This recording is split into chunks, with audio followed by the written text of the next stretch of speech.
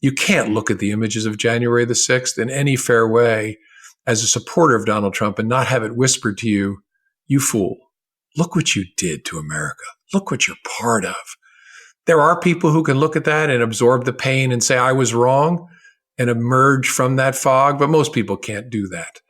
And so it takes time and drifting and story writing to get out from under that kind of fog of lies.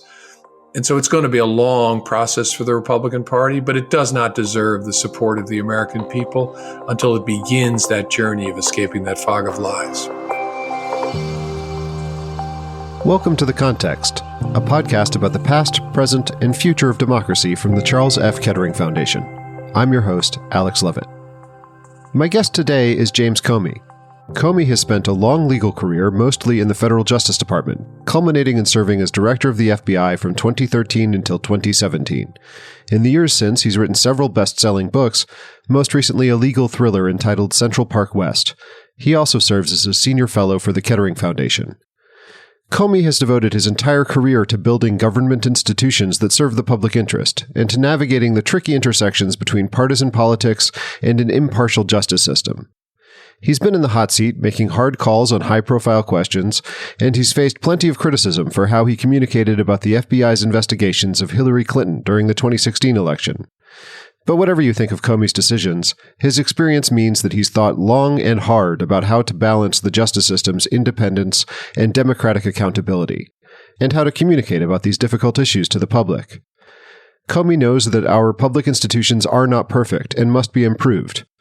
While director of the FBI, he worked to build public trust and to instill a culture of humility, honesty, and accountability. Given his professional expertise and experience, Comey is also well positioned to comment on the unprecedented situation we currently find ourselves in. One of our two major parties is beholden to a big lie of election denialism, and one of the likely nominees for our highest office is under criminal indictment by a Justice Department ultimately controlled by his major political rival.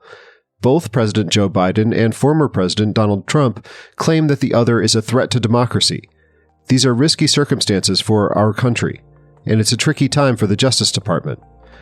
Comey's experience and judgment can help us to evaluate the competing claims we're hearing during this election. Amidst the chaos and anxieties of our current moment, I found this conversation clarifying. I hope you feel the same.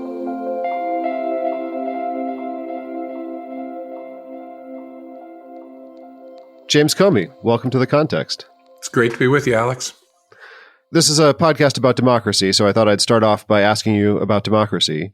For any American, a commitment to democracy means that sometimes you have to accept election results or laws or policies that you disagree with. But you've been in positions where the election result determined who your boss was going to be, and you might have to enforce those laws and policies that you might disagree with. How have you maintained your faith in democracy? Have you ever been tempted to think the American public has elected a president or a Congress that wants me to do X, but I have professional expertise on this subject, and I think Y is the right thing to do? It's a great question. I maintain my faith in democracy because I've been inside the government for so many years and seen how it operates really without regard to politics. Oftentimes I hear people using in a pejorative way the term deep state, and there isn't a deep state in the sense that those folks mean it, but there's a deep culture and commitment to trying to do things in the right way, following the rules, consistent with the rule of law. And maybe that's hard to see from the outside. It's just bred into you once you join the Department of Justice. So it's been part of my career. And I've served under Republican presidents and Democratic presidents. Some were better than others, and I'm not going to name any. But it didn't really matter in the sense that I was inside an institution that operates the way the American people would want it to.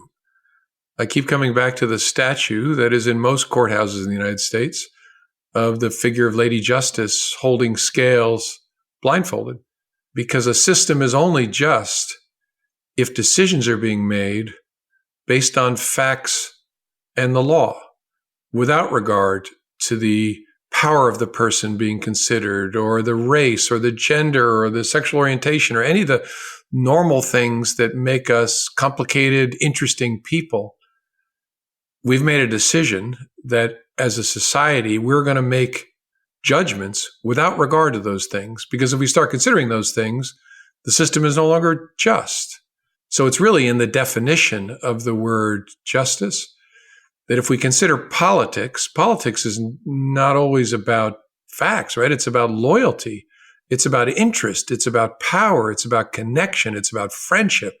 It's about all the things that we keep Lady Justice blindfolded in an effort to keep out of our judgments so that we have a just system.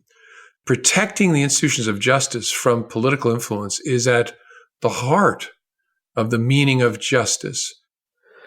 One of your priorities as an FBI director was to recruit a more racially diverse staff.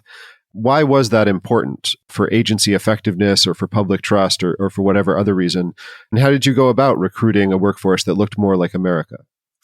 When I became director in 2013, I got briefed on all kinds of stuff. But the one briefing that struck me, frightened me actually, was a demonstration that the FBI special agent workforce over the preceding decade had been growing steadily more white, non-Hispanic, Caucasian, that we were at a place where 82, I think it was in 2013, 82% of our special agents look like me. And there's nothing wrong with looking like me.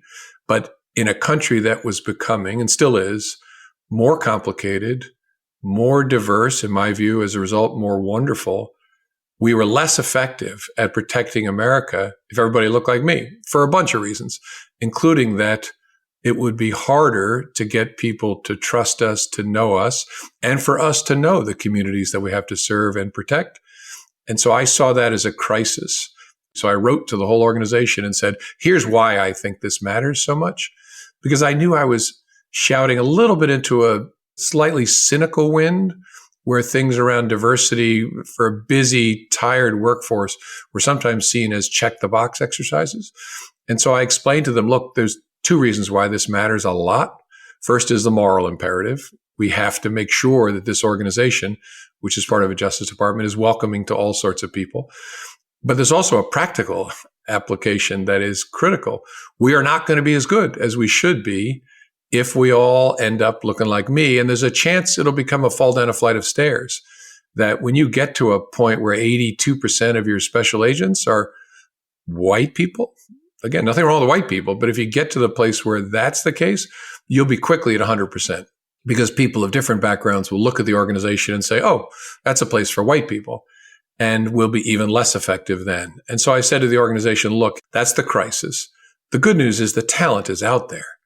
They just don't realize that they should take enormous cuts in pay and accept stress and risk their lives to be part of this enterprise. But if we go out there and show them what this place is really like, there are lots of people who don't look like me who want to be part of work with moral content, as hard as it is. And so I just set out in lots of different ways to show ourselves to Black applicants who might be interested in the FBI, to Latino applicants who might be interested in the FBI, all sorts of different groups. But to do that by showing them what we're really like, and also confronting some of their, not misconceptions, their conceptions of us that are fact-based. A whole lot of Black people in the United States, far more than white people, know the history of the FBI's interaction with civil rights leaders during the 1960s. I said to the organization, we may forget that, but if you're a Black American, you are not going to forget that. And it colors the way you see the organization. So we need to own that history, confront it, and speak about it plainly, and tell people, look, we did these things. These things were bad. We'll show you all the ways they were bad, and we're going to study that ourselves to improve. But we're different than that now. And come look at us, and you'll see that and want to be part of this.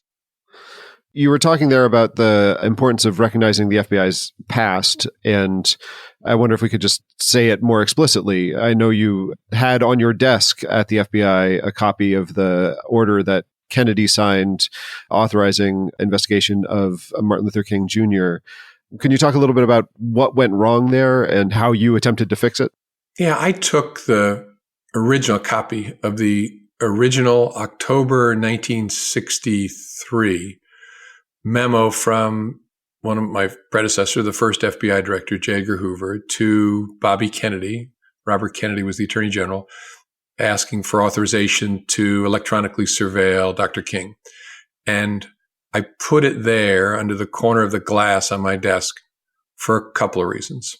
I slipped it under there because I wanted to remember it, and not as a way of trying to criticize Kennedy or Hoover, but as a way to remind myself, and also because I knew people would find out about this, of the dangers of lack of constraint and oversight.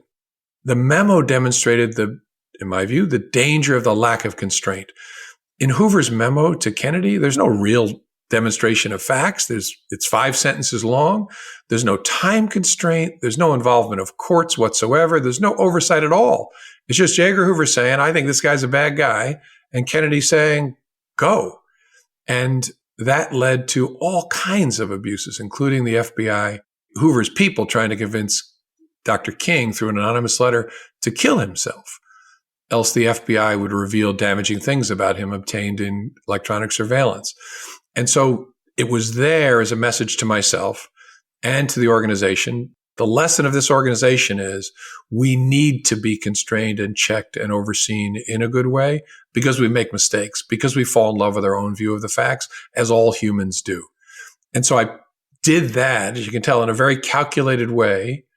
It was good for me, but I thought it'd be good for the whole organization. And then I ordered the creation of a curriculum where all of our new people would study at Quantico the history of our interaction with Dr. King.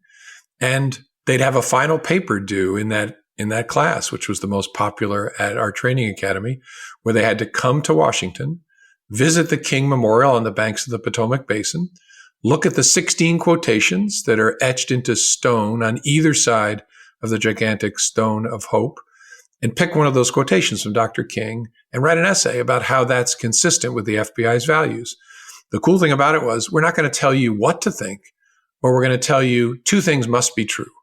You must know the history of our interaction with Dr. King. And second, you must think about it through the lens of our values. And we were able, through that kind of training, to drive a conversation that was real and deep in the FBI, and that I think was also attractive to people who might join the organization, so that a Black applicant could look at this institution and say, you know what? They're being honest about this, they're confronting this, and they're insisting that their people know it the way that I and so many other Black Americans know that history. And that's the right thing to do, obviously, most importantly. But secondly, it's an important part of attracting talent to the organization. And I can remember getting slightly hostile communications from some of our alums. I got some mail saying, why are you attacking this institution? And my answer was, I'm not attacking this institution. I want this institution to remember its history so that it always gets better. And we can't get better in this area without acknowledging where we've fallen short. As you're saying there, it was important for the FBI to reckon with its own past and to learn its own past. But for a lot of Black American communities, they didn't need a curriculum to be aware of that dark history and other moments of broken trust between law enforcement and Black Americans. You've long recognized a problem of broken trust between many Black American communities and police and law enforcement. How should officials in law enforcement and the justice system be thinking about this problem and how to solve it? First, by making sure it's front and center at all times in a law enforcement organization, because we are a country that brutalized Black people for centuries, obviously in explicit ways through the institution of slavery, but then in Jim Crow and a whole bunch of other more subtle ways of oppressing a group that we had othered, because we needed to do that to deal with our cognitive dissonance over the way we had long treated Black people in this country. And so one of the main enforcers of the status quo, a status quo that was brutal to Black people for many, many, many years, was law enforcement. And so there's really good reason that there's estrangement between Black Americans and both uniformed law enforcement and investigative agencies like the FBI, because of the way we've treated them and their parents and their grandparents and their great-grandparents and their great-great-grandparents. And starting by knowing that is the truth about America is essential to being an effective leader. And then the question is, so how do I address that estrangement? How do I move those lines? I imagine them as parallel lines. Law enforcement, especially uniformed law enforcement, and especially Black Americans, I see them as parallel lines that maybe won't ever join together, But the mission for a law enforcement leader is, how do I arc the lines closer towards each other? And there's lots of ways to do that. But the most important is by acknowledging the history and being up close and transparent with the communities you're trying to serve. Show them your work, show them your heart. When you make a mistake, show it and admit it. When you didn't make a mistake, show that too and insist that people see the facts. And so it's a big, big challenge, but law enforcement leaders, the best ones in this country, get that. And there's never a day that goes by that they're not thinking about ways in which they can bring those lines closer together. We've been talking about your work at the FBI and some of the ways that you sought to influence the culture and the focus of that organization. But your time as FBI director was cut short by Donald Trump. I think it's fair to say you're not a fan of his. You've said that he represents a serious threat to the rule of law in this country. You aren't the only person to make an analogy between Trump's behavior and organized crime, but you were among the first to draw that comparison.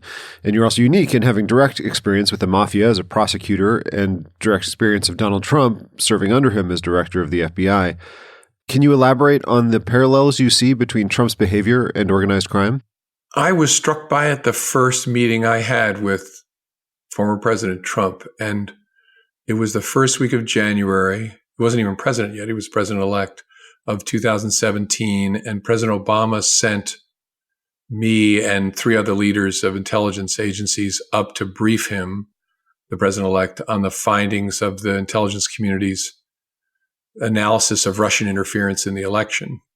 And that was never going to be a great meeting because obviously the finding was that the Russians worked hard to get Donald Trump elected president. But President Obama thought it was important. The man's going to be president, so go tell him what you have found and give him the whys. And in that meeting, which was complicated for that and other reasons, I didn't have to do much speaking because the director of national intelligence, then Jim Clapper, was going to do the briefing, which was fine by me. And so I got to sort of listen and watch. And the mob popped into my head as I listened to Donald Trump. I watched his interaction with his staff, the people who were going to be the leaders in his administration. This image of a Cosa Nostra boss kept popping into my head, and I kept pushing it away, thinking, oh, that's a little bit hysterical. That's dramatic. Why are you doing that? And so I pushed it away. And the more I came to interact with him, the more I came to see that there was a reason it was popping up in my head. He spoke in the way a Cosa Nostra boss did, with the sort of the indirect threats. That's a nice jewelry store you have there. It'd be a shame if something happened to it kind of way of speaking. But he also created an environment that my brain was picking up on very, very early of absolute loyalty. In a Cosa Nostra family, the boss is at the absolute center. It's all about, from the boss's perspective, what can you do for me? Nothing comes back. There's no effort to build any kind of team in the sense we would think of it in a normal institution. And I kept being struck by that with Donald Trump. Of course, it ended up, that month of January ended up with him explicitly asking me for a promise of loyalty.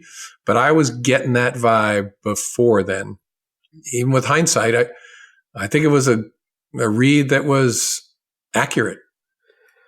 Another parallel between Donald Trump and the mafia is that he finds himself charged in a RICO case in Georgia, a law that was originally intended to enable prosecutions of the mafia. Can you explain to our listeners a little bit about what RICO is and how it differs from other laws? RICO is an acronym for Racketeer Influenced and Corrupt Organizations. And it was an act passed by Congress 30, 40 years ago to allow the federal prosecutors and the FBI to deal with a particular challenge in putting together a case against a Cosa Nostra family, because they're involved in so many different, maybe separate or apparently separate pieces of criminal activity. They're engaged in loan sharking and gambling and drug running and murder for hire and bribery and union corruption, that it could be difficult in a single prosecution to show a jury the full picture.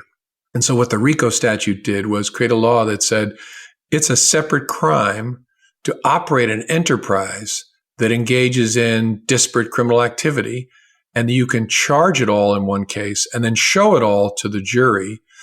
So the jury gets a complete picture, almost from the boss's perspective, of everything Cosa Nostra is doing. And then the real power of RICO was it also brought with it really strong forfeiture provisions that allowed, and strong sentences that allowed the federal government to seize money from, and real estate and vehicles and all kinds of things from mobsters. And so RICO's power is showing a full picture to a jury. I'm no expert in the Georgia statute, but I gather that Georgia, some years after the feds, adopted a similar type of provision that allows the prosecutor, in this case in Atlanta, to bring together into a single charge lots of different activities that were all connected to the same goal, which was keeping Donald Trump in office. And so that would allow the prosecutor to charge and to show a jury not just what happened in Atlanta or in Georgia, but what happened in different parts of the country as part of a overarching enterprise whose goal was to keep Donald Trump in office unlawfully. Based on recent polling, Trump appears to be very likely to be the Republican nominee for president in 2024, but he also finds himself facing a number of legal challenges right now. In addition to the RICO case in Georgia we were just discussing, he faces criminal charges for falsifying business records in New York and 2 separate federal criminal indictments for election interference and for improper retention of government records. He also faces ongoing civil litigation related to E. Jean Carroll, where a jury has already found him liable for sexual abuse and defamation, and another civil case related to fraud in the Trump Organization. So that's a lot to keep track of. Do you have any thoughts on which of these cases are the strongest or what listeners should be paying attention to? I do. I think the strongest criminal case by far is the case in Florida that charges Donald Trump in connection with his unlawful retention of highly classified documents, because it has no fuzz on it. The documents are in his shower or his bathroom or whatever, and there's no plausible defense to that. And so I think that's the most straightforward case, the strongest case. And then obviously I could handicap beyond that, but I think that one stands out to me as the strongest case. That one's likely to be tried after the case against him that's in federal court in Washington for his conduct in connection with the effort to stay in office after the 2020 election. That I would say is probably the second strongest case, because Jack Smith, the special counsel, did a very smart thing and focused it.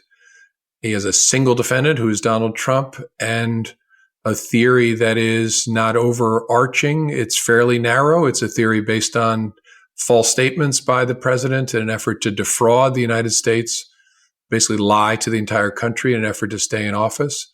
So I would say that's his second strongest case, but I don't think it's as strong as the document case. I think there's risk around that second case that a jury might struggle to unanimously agree that he had the adequate criminal intent, which a prosecutor has to prove beyond a reasonable doubt, that Donald Trump knew he was doing something that was contrary to law. It doesn't matter what statute, but you have to prove, which is important, that a defendant knew he was doing stuff that was unlawful.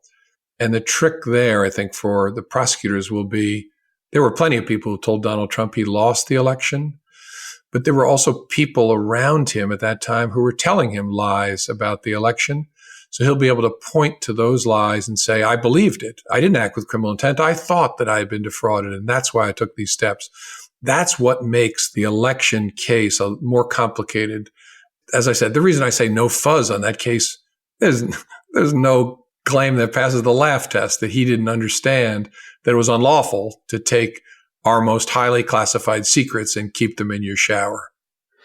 You've just mentioned Jack Smith, the special counsel who's charged Trump in both of these cases, both of the federal cases. You've run in similar circles. I don't know if you have a personal relationship with Mr. Smith, but you have had a similar role of being in a high-profile hot seat, trying to make decisions about criminal investigations involving presidential candidates. What do you think is going through Jack Smith's mind right now as he's trying to balance the needs of the criminal justice system against trying to get too involved in influencing the election result?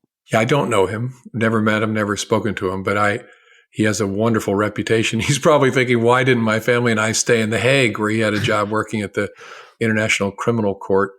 And I say that only half kiddingly, because he's had to deal with all manner of threats of violence directed at himself and his family and his team. It's a very, very difficult assignment. I'm sure that he is keen. Again, I have no insight into this as an insider, just following it in the media. He is keen to do these cases as quickly as possible and as well as possible and with as much transparency as possible. Take the case in Florida.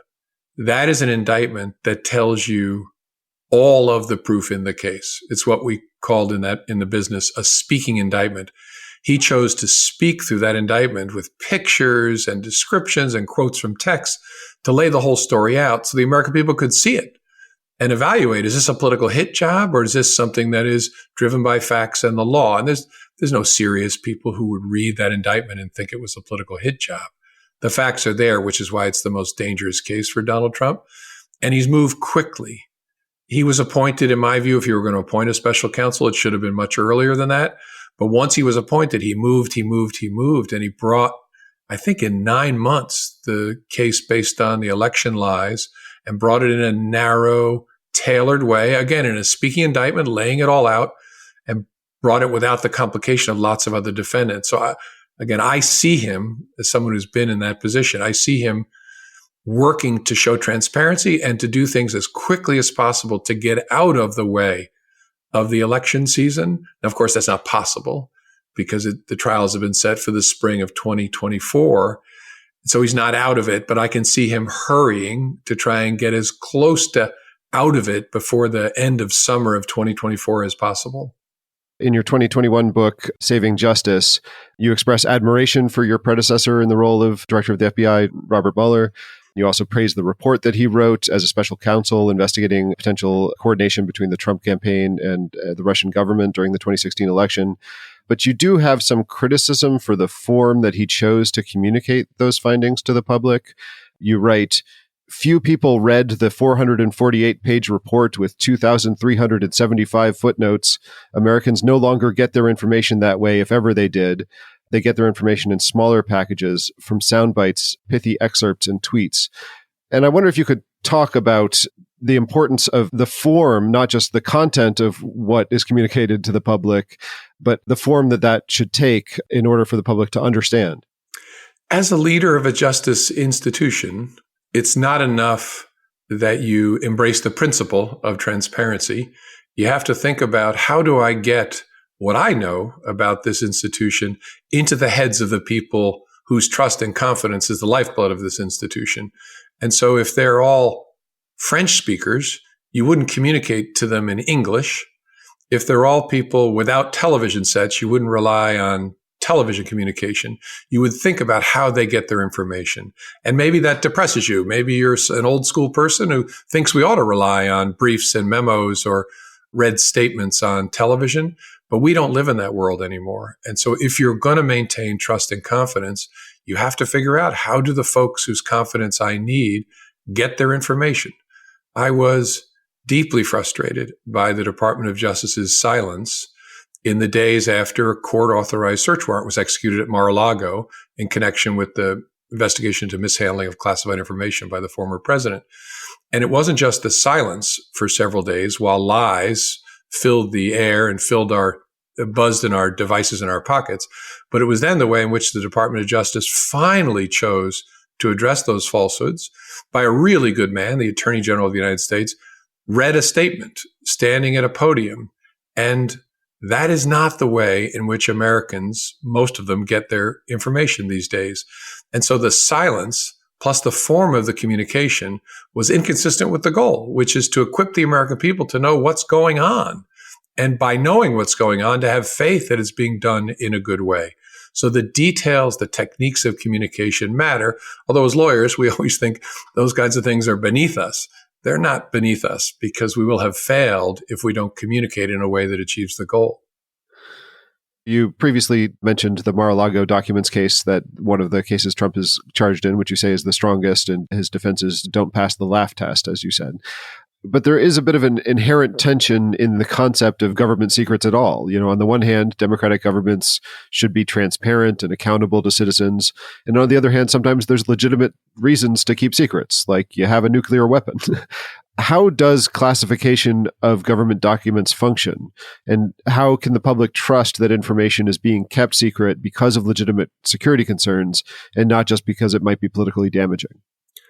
The same thing is true of the classification process as is true of the criminal justice system. It's operated by people, and so it's flawed in all the ways that people are, because at the heart of the system is asking someone to go through a process of deciding, so what is the damage that would flow to our country if what I'm about to write about or what I'm about to talk about gets out publicly? That's how the system defines top secret, secret, and confidential information.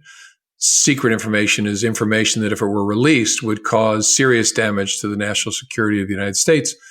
Top secret information is information that's defined as, if it got out, this is information that would cause exceptionally grave damage to the security of the United States. So those are interesting words, but at bottom, they require someone to make a judgment about, so how important is the stuff I'm talking about? Well, you can see how the system is set up to ratchet up. First of all, because I think I'm an important person. If I'm talking about it, it must be something that's really, really important. So there's a tendency for people, because of their own egos, to move what they're writing about or talking about into higher classification categories. And then think about, how do you get in trouble? Almost nobody gets in trouble in the federal government for over-classifying something. Where people get in trouble is if they screwed up and failed to protect a secret and it got out and it's in the newspaper and then there's a hearing and you and your family get in all kinds of problems because you didn't adequately protect the secrets of the United States. So you can see that human nature is going to lead to a ratcheting up to over-classify. And so I saw that. I was a consumer of classified information every day in my job as FBI director, and before that as Deputy Attorney General in the George W. Bush administration. So I've seen that an awful lot. And so you have to ask, so how does it work? And first thing you know is it's run by people. People are going to overclassify information. And so there ought to be systems in place to try and combat that. And there are a variety of them that I won't bore you with. But it has to be the case that we're able to protect secrets. I mean, forget about national security. There's a reason that grand juries investigate in secret. Because if you don't, you're going to smear innocent people. And you're going to let really bad people, in some cases, know that you're looking at them. And that will have all kinds of knock-on consequences for communities and witnesses and very vulnerable people. And so there's a reason you keep things secret in the criminal justice system. And there's a reason at the national level you protect where our troops are, where we have spies embedded, what we've learned about the intentions of an adversary, the techniques we're using to keep track of the Russians or the Chinese. I hope all people could see why we need to keep those things protected, why there are things that the government does. Let's say I'm seeking electronic surveillance of a Russian spy in the United States. It's really important that that not be done in open court. So there have to be secret courts that allow us to obtain that kind of authority, but check our use of our powers while not giving away to the Russians what we're doing. And so those things are all struck through law and oversight and inspection imperfectly because, again, the nature of people. But there has to be a secret system. It has to be overseen in a good way. And we have to approach it with skepticism, knowing how people are. On this subject of government secrets, in your professional career, you've often had access to classified information, including at times not being able to talk to your own family about central aspects of your own work. Can you talk a little bit about the personal experience of maintaining secrecy? Is it a psychological burden? It is a burden because it's important both to your marriage and to your own mental health to be able to talk to your life partner about the hardest things you're dealing with at work. And to say, hey, you wouldn't believe the day I had today. The stuff they're doing, it's unbelievable. Here's the fight I'm having. Well, when the fight is about classified activities, you can't talk to your spouse, to your significant other about those things. And that's hard because there's not the stress relief that you get from those conversations and the guidance you get from conversations about the person you've chosen to spend your life with, get their guidance about the most important things in life. So sure, there's a burden to that. But it's one that you recognize. I mean, it's just drilled into you when you join the government that you can't talk about things that are classified except with those who have a legitimate need to know and the appropriate clearance for the information you're about to discuss. But it does weird things to your brain because every conversation you have to ask yourself, is what I'm about to talk about classified? And if it is in any respect, can I talk about it here? There was a lot of controversy around our investigation of former Secretary Clinton's use of an unclassified email system to discuss classified topics. the essence of that case was about the here. She could talk about classified stuff with the folks that she was communicating with on email.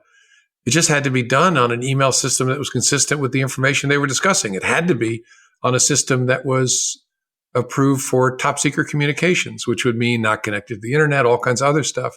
The problem in that case was she was talking about things on a regular email system. It didn't matter that it was her personal email system, could have been Gmail, anything. It was about, did she talk about stuff in an environment that you're not allowed to? And did she know that that was something you shouldn't be doing? And so as a government official, you have to constantly be asking, can I talk about this with this person? And if I'm talking about it, should it be done here? And can I use this phone for this? Can I use this email for this? But again, it becomes second nature. I guess it makes you a weird person, but it becomes second nature to police yourself in that way. That the other challenge of it is it's lifelong, your obligation to protect classified information. And so I'll still have situations where my spouse will ask me about something, and part of the answer would be, is in a classified box, so I can't talk about it. So I still have to engage in that activity in my head of segregating and keeping out of conversations the stuff that has to stay in the box. Your book, Saving Justice, was published in early January 2021, which was after Biden's victory in the 2020 election, but before he took office. And you end that book with some advice to his new attorney general, which at that time you didn't know who it was going to be. Of course, it ended up being Merrick Garland. You say that that attorney general must be someone the American people, no matter how they voted, see as above the partisan and committed to apolitical justice. How do you think Garland has done in terms of restoring faith in the judicial system and navigating these divisions between the justice system and electoral politics? I think he's done very well in an incredibly difficult environment. There are things that again, it's always easy. I know this from having been in government. It's easy for people on podcasts to throw rocks at people in government. There are parts of the way he's approached the job that I would have, and I did in the book, Saving Justice, urge him to approach differently. I wish he were more transparent. I wish he were communicating with the American people in the way in which they today receive their information. I wish he were better known by ordinary Americans. And there's lots of ways to do that. But those are marginal things, important, but marginal things. In the main, I think he has acted as Attorney General exactly the way he should have. I'll throw one other rock. If they were going to appoint a special counsel on Donald Trump, it should have happened much, much earlier than it did. It's written in many courthouses, justice delayed is justice denied. I don't think justice has been denied here, but the efforts of justice were hurt by that delay. And now it's given Jack Smith the burden of prosecuting cases, especially this Mar-a-Lago case, which just had to be prosecuted in an election year, which is less than ideal. But I think in the main, he has been the kind of person we need. I didn't know him, still don't know him. But what I've seen is he is the kind of person we need as Attorney General. And I just hope in our noisy, busy world, people have taken the time to see that. And I'm sure lots of people have. I wish more of the country could see him and what he represents more clearly. But is your argument that for Garland or Smith, it's important to not think about whether it benefits Trump politically and to only think about the legal aspects of the case? That's a really good question. I think for Garland, it's legitimate consideration. And I suppose for Smith too, because he's acting in Garland's stead, given the Attorney General's decision that it required the appointment of a special counsel. It's always appropriate for a prosecutor to consider the collateral consequences of her actions. We thought about it in deciding whether to indict two parents who had engaged in criminal conduct, and sending them to jail would make orphans of their children, in a sense. We thought about it in terms of what impact on particular communities a certain investigative or prosecutive strategy would have. We think about it on the national level. Right? I was involved in a case where I had to literally go to the White House to explain to the National Security Council why I wanted to accuse the government of Iran of funding an attack on an American air base in the 1990s. There was important reason for the Justice Department to consider broader effects. In that case, the broader effect would be accusing Iran of killing American soldiers would draw us into the need for responses that have important implications for our national security. So it's always appropriate to consider the public interest, the national interest, the community interest. And so it's not illegitimate for a prosecutor thinking about whether to charge Donald Trump to think about the implications for the nation. And so I'm sure, and again, I don't know Jack Smith and I have no insight into his thinking, but I'm sure he thought about, in bringing this case, what are the effects on America in bringing Donald Trump into a courtroom, potentially during an election year in Washington, D.C.? And is that good or bad for America? And if it's good in some ways, bad in others, how do I weigh those and how do I net those out? It's not just about considering the facts of a particular case. You legitimately have to consider the public interest more broadly. And I don't have any insight into how they did that, but I'm sure that they did in deciding whether to bring these cases. One thing that changed after you wrote that book is that the Attorney General was named. I believe another thing was that January 6th had not yet happened when you wrote that book. Did January 6th change how you thought about how the justice system should approach the former president? Yes. I finished Saving Justice before the election of 2020, finished it in, I think it was October. And I actually had to write two different endings to the book for the publisher. One for if Donald Trump was reelected, one if he was defeated. And I had a view of how the Justice Department should approach a lot of the wrongdoing by Donald Trump that Bob Mueller, for example, as special counsel, found. I had a view of how they should approach that was changed by January the 6th. I was of the view in the fall of 2020 that it was a very close question, but that I thought the best move for our country would be for President Biden to pardon Donald Trump and for us to make a move to de-radicalize the Republican Party and such a big part of our country and help those people escape the fog of lies by marginalizing Donald Trump. Let him go to Mar-a-Lago, let him stand in his bathrobe on the front lawn yelling at cars going by, but don't give him the center stage that a criminal prosecution for obstruction of justice, for example, based on what was found during his presidency, would give him. And then January the 6th happened, then Mar-a-Lago happened, and by his conduct, the documents case, Donald Trump forced the Department of Justice to move to vindicate the rule of law. I can still convince myself that the January 6th case is closer, but the Mar-a-Lago case, as I said earlier, that they simply could not prosecute him for that conduct. It isn't anywhere close to anything in a case that's not been prosecuted, and it's far worse than dozens and dozens and dozens of cases that have been prosecuted, people you never heard of, for storing information in that way, even when they didn't obstruct justice and it wasn't the top level of our information. That's a case that had to be brought. And Donald Trump left the Justice Department and the justice system no choice. You've said that you previously have identified as a Republican, but that in the Trump era you felt left behind by the party. What would you need to see from the GOP to regain your trust? And what path do you see for the Republican Party to recommit to democracy? The Republican Party has to, as a tall order, purge itself of the lies and the liars who tell them about the election, about the Department of Justice, about all manner of things. Look, all politicians lie. But lying has become the central plank of the Republican Party. They didn't even bother with a platform, as I recall, in the 2020 election. It's about telling a set of falsehoods to the American people.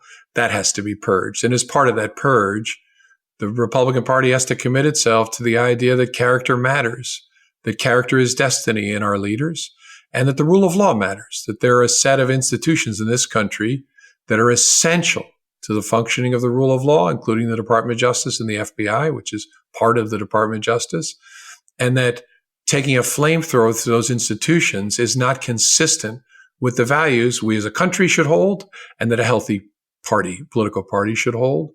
And so it has to, in short form, it has to escape the cult of the demagogue that now owns the Republican Party. That's a hard thing to do because escaping the cult requires people who lead Republican Party there's no leaders, they follow. And so now following a group of people who have been defrauded, who have been led to believe a set of things that are simply not true, people getting out of a fog of fraud is a really tall order. I know it from criminal cases where the victims of frauds would often come to stand up for the defendant at his sentencing, where he himself had admitted that he was a fraudster. what do we as human beings, what's one of our great weaknesses? Admitting when we're wrong. What is our greatest weakness? Admitting when we're wrong and we were fooled by something. Because to admit you're wrong because you were fooled is to confess something that's fundamental to your identity. I am a fool. I was a fool. And so it's very, very hard for people to do. It's the reason that so much of the Republican Party these days is taken up with trying to memory hole what happened on January the 6th, because they can't look at those images and reconcile those with the reality that they've embraced as a party. You can't look at the images of January the 6th in any fair way as a supporter of Donald Trump and not have it whispered to you, you fool, look what you did to America. Look what you're part of. There are people who can look at that and absorb the pain and say, I was wrong, and emerge from that fog, but most people can't do that. And so it takes time and drifting and story writing to get out from under that kind of fog of lies. And so it's going to be a long process for the Republican Party, but it does not deserve the support of the American people until it begins that journey of escaping that fog of lies. Well, Jim Comey, thank you for your public service to this country, and thank you for being willing to join us here on The Context. Oh, it's my pleasure. Great conversation. Thanks so much for having me. The Context is a production of the Charles F. Kettering Foundation. The opinions expressed on this program do not necessarily reflect the views of the Kettering Foundation, its directors, or its officers. I'm Alex Lovit, a senior program officer and historian with the Foundation. Research assistance provided by Isabel Pergandy. Episode production by George Drake Jr. Kettering's Director of Communications is Melinda Gilmore. To connect with the show, please email thecontext@kettering.org. To subscribe to Kettering's e-newsletter, visit kettering.org. If you enjoyed this episode, don't forget to subscribe and leave a review or tell a friend about the show. We'll be back in this feed with more conversations about democracy in a couple of weeks.